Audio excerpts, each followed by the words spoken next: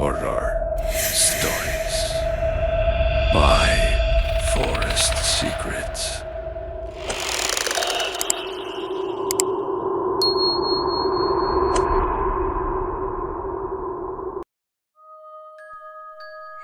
Naniniwala ka ba sa mga lugar na hindi dapat pinupuntahan kapag sumapit na ang 12:00 ng gabi? Paano kung ang bakasyong inaakala mong magiging pinakamasayang alaala ng buhay mo ay nauwi sa isang karanasang hanggang ngayon ay hindi pa rin maipaliwanag? Ito ang kwento ng isang grupo ng magkakaibigan na nagbakasyon sa Siquijor. Isang kwentong nagsimula sa tawanan, inuman at masasayang litrato. Ngunit pagkatapos, sa takbuhan, sigawan at isang bagay na hanggang ngayon ay sinusubukan pa rin nilang kalimutan. Kung mahina ang iyong loob, mas mabuting huwag mo itong pakinggan ng mag-isa. Taong 2023, 7 magkakaibigan mula sa Maynila ang nagplanong magbakasyon sa Siquijor. Sina Mark, Jenny, Carlo, Dayan, Vince, Paula, at si Ryan. Matagal na nilang gustong mapuntahan ang isla dahil sa magagandang beach, waterfalls, at mga kwentong tungkol sa mga misteryo at kababalaghan nito. Noong una, wala naman silang balak maniwala sa mga kwentong iyon. Para sa kanila, puro alamat lamang ang mga ito. Pagdating nila sa Siquijor, agad silang namangha sa ganda ng lugar. Malinis ang dagat, presko ang hangin, at napakatahimik ng paligid. Habang naghanap sila ng matutuluyan, may isang lokal na tricycle driver na nag-alok ng isang malaking bahay na pwede nilang rentahan. Mas mura ito kumpara sa mga resort. At dahil 7 katao sila, mas praktikal ito. Ngunit may isang detalye. Medyo malayo ang bahay. Nasa dulo ito ng burol at napapalibutan ng mga matataas na punong kahoy. Pagdating nila roon, nakita nila ang isang lumang bahay na yari sa kahoy at simento. Malaki ito. Halatang ilang dekada na ang tanda. Ngunit maayos pa rin. Sa harapan ay nakaupo ang isang matandang lalaki at isang matandang babae. Mag-asawa sila. Mabait ang mga ito. Ngumiti sila habang sinasalubong. Ako si Mang Isko. Ako naman si Aling Rosa. Malugod silang pinatuloy. Habang ipinapakita ang bahay, may isang bagay na napansin si Jenny. Walang ibang bahay sa paligid. Sa malayo lamang, may iilang ilaw na makikita. Parang sila lamang ang tao sa lugar. Ngunit dahil excited sila sa bakasyon, hindi na nila ito gaanong napansin. Unang gabi nila, mabilis lumipas ang oras. Naglibot sila sa isla. Naglitrato, nag-swimming, at pagbalik sa bahay ay nagkaroon sila ng simpleng salo-salo. Bandang 11:00 ng gabi, habang nagkukwentuhan sila sa sala, biglang nagsalita si Aling Rosa. Mahinahon ang boses nito, ngunit seryoso. Kapag sumapit na ang 12:00 ng gabi, ay huwag na silang lalabas. Napatingin silang lahat sa matanda. Napatawa lang si Vince. Bakit po? May aswang ba? Tanong ng isa sa kanila. Ngumiti lamang si Aling Rosa, ngunit hindi siya sumagot. Tumayo ito at umakyat sa kanilang kwarto. Kasunod si Mang Isko. Nagkatinginan ang magkakaibigan. Nagkatawanan sila at sinabi ni Vince na parang nasa horror movie daw sila. Bandang 12:00 ng gabi ay natutulog na halos ang lahat, maliban kay Ryan. Abala siya sa cellphone. Nakahiga siya sa kwarto sa ikalawang palapag. Bigla itong may narinig na 3 katok. May kumatok sa bintana. Napakunot noo siya. Nasa ikalawang palapag sila. Walang balkonahe, walang puno na malapit. Imposibleng may tao. Ngunit naulit pa rin ang pagkatok. Mas malakas, lumapit siya at sinilip. Ngunit wala siyang nakita. Puro kadiliman lamang. Maya-maya ay tumigil. Akala niya ay hangin lang. Bumalik siya sa higaan at pagkalipas nga ng ilang minuto, may narinig na naman siyang parang mahinang bulong mula sa labas. Parang may babaeng nagsasalita. Hindi niya iyon maintindihan. Ngunit tila may inuulit ito. Doon na siya kinilabutan. Agad niyang tinakpan ang sarili ng kumot. Kinabukasan, habang nag-aalmusal, ikwinento niya ang nangyari. Pinagtawanan lamang siya ng mga kaibigan niya. Ngunit nang magsalita si Dayan, ay natahimik ang lahat. Doon sa likod bahay, may nakita akong babae kagabi. Mahaba ang buhok at nasa ilalim ng puno. Napatingin ang lahat. Babaeng nakatayo lang.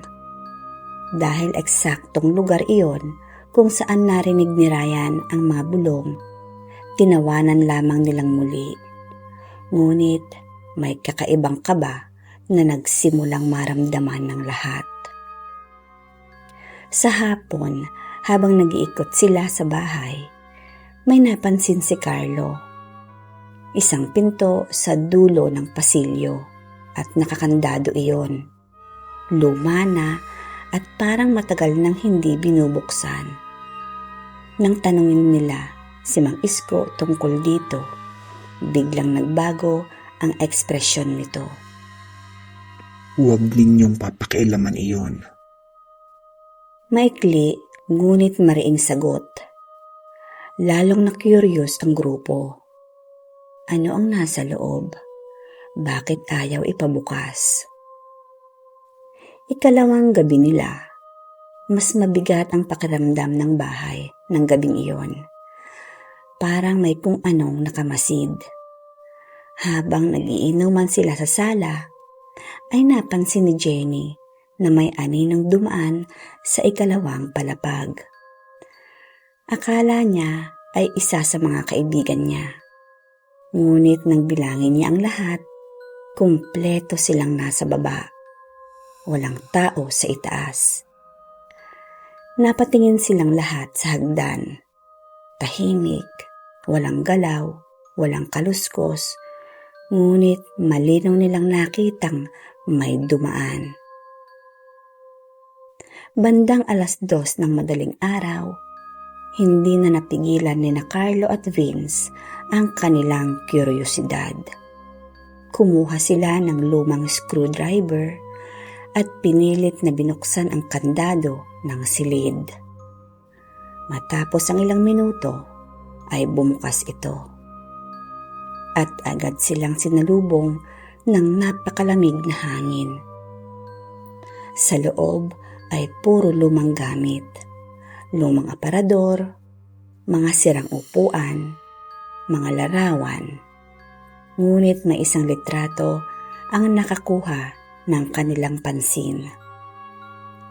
Larawan ng isang batang babae, mga 10 taong gulang, nakaputing bestida at sa ibaba ay may nakasulat, Maria, 1987. Kasunod noon, may narinig silang mahinang tawa ng bata mula sa likuran nila. Paglingon nila ay walang tao, ngunit biglang nagsara ang pinto ng pabagsak. Nagulat sila at sinubukan nila itong buksan, subalit ayaw magbukas. Parang may humihila mula sa kabilang panig. Nagsimula silang sumigaw at maya-maya nga biglang bumukas mag-isa. Paglabas nila, nandoon si Mang Isko at galit na galit. Hindi ko ba sinabi na huwag ninyong bubuksan?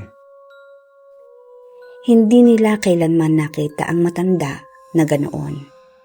Namumutla ito at nanginginig. Magkahalong galit at takot ang mababakas sa mukha ni Mang Isko. Kinabukasan, nagpasya na silang magtanong at doon nagsalita si Aling Rosa. 3 dekada na ang nakakalipas, nagkaroon sila ng anak. Si Maria. Masayahin, mabait, ngunit isang gabi, bigla na lang itong nawala. Hinanap nila sa buong isla, ngunit hindi na nila nakita. Makalipas ang 3 araw, natagpuan ang katawan nito sa kagubatan, malapit sa bahay. Hindi na nila idinetalye kung paano. Mula noon, may mga bagay na nagsimulang mangyari. May mga katok, may mga bulong, may batang tumatawa sa gabi, at may babaeng nakikita sa ilalim ng puno. Hindi nila alam kung si Maria ba iyon o iba pa. Ngunit nanatili ang presensya. Napagdesisyonan ng grupo na umalis kinabukasan. Ngunit hindi na nila inabutan ang umaga ng payapa. Bandang 3:00 ng madaling araw, nagsimula sila. Nagising silang lahat dahil sa malakas na yabag sa bubong. Parang may tumatakbo. Palakas ng palakas. Kasunod noon, may batang tumatawa. Mahaba at matagal, at tila umiikot sa buong bahay. Napaiyak na si Paula sa takot, habang si Mark naman ay sumilip sa bintana. At doon nila nakita ang isang batang babae, nakatayo sa ilalim ng puno, nakaputi, nakatingin ng diretso sa kanya at hindi ito gumagalaw. Ngunit maya-maya ay unti-unti itong ngumiti. Napatras siya at nang tumingin muli ay wala na ito. Sa gitna ng kaguluhan, napansin nilang nawawala si Vince. Naghanap sila sa kwarto, sa kusina at sa banyo, hanggang sa marinig nila ang boses nito mula sa likod ng bahay. Lumabas sila at nakita nila si Vince, nakatayo sa ilalim ng parehong puno. Nakatalikod ito, ngunit hindi gumagalaw. Tinawag nila pero hindi sumasagot. Nang lapitan nila ay dahan-dahan itong lumingon. Namumutla at blanko ang mga mata. At ang sinabi lamang niya, Nandito na siya. Matagal siyang naghihintay. Pagkatapos noon, ay bigla siyang nawalan ng malay. Hindi na sila naghintay ng umaga pa. Nag-empake silang agad at umalis bago sumikat ang araw. Habang pababa ng burol, napalingon si Ryan sa bahay at nakita niya sa ikalawang palapag. May batang nakasilip sa bintana. Nakaputi, nakatayo lamang, at nakatitig sa kanila. Hindi na niya sinabi sa mga kasama. Ayaw niyang dagdagan pa ang kanilang takot. Pagbalik nila sa Maynila, sinubukan nilang kalimutan ang lahat. Ngunit may isang bagay na hindi nila makalimutan. Sa group photo nila, nakuha nila sa harap ng malaking bahay. Noong unang araw, 7 tao lamang dapat sila. Ngunit nang i-zoom nila ang larawan, may ikalawang mukha, isang batang babae. Nakatayo sa bintana sa ikalawang palapag, nakaputi ng bestida at nakangiti. Hanggang ngayon, nakasave pa rin ang larawang iyon sa lumang hard drive ni Mark. At ayon sa kanya, minsan daw, na binubuksan niya ang file, may naririnig siyang mahinang katok mula kung saan. Parang may gustong pumasok. Kung ikaw ang nasa sitwasyon nila, bubuksan mo rin ba ang ipinagbabawal na silid? At ano sa tingin mo ang nakita nila sa bahay na iyon sa Siquijor? I-comment ang iyong mga opinyon at karanasan sa kababalaghan. At huwag kalimutang i-like, subscribe, share para sa marami pang totoong kwento ng katatakutan at fiction. At tandaan, hindi lahat ng ngiti na nakikita sa dilim ay galing sa tao.